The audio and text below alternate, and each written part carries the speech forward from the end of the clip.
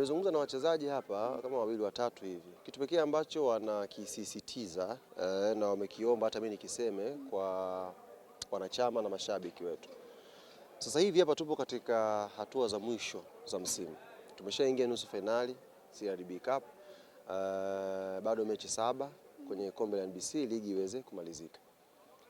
Vyote takavyokuwa, yani hawa ndio wachezaji wetu ambao tutaenda nao mpaka mwisho wa msimu. Kwa hiyo wanaomba sana mashabiki.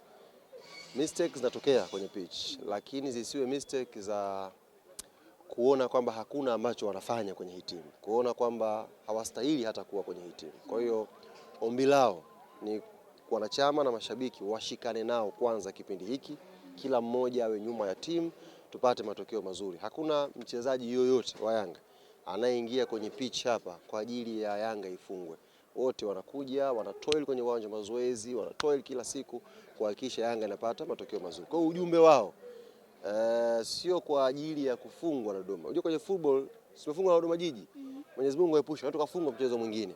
Lakini haimaanishi kwamba wachezaji hawa wanakuja kwa ajili ya kutaka kufunga. Kwa hiyo wamenituma tuutumie ushindi wa leo tukajitafakari tu katika hatua za mwisho za kumaliza msimu. Tuna makombe mawili ambayo tunataka tuwatetee.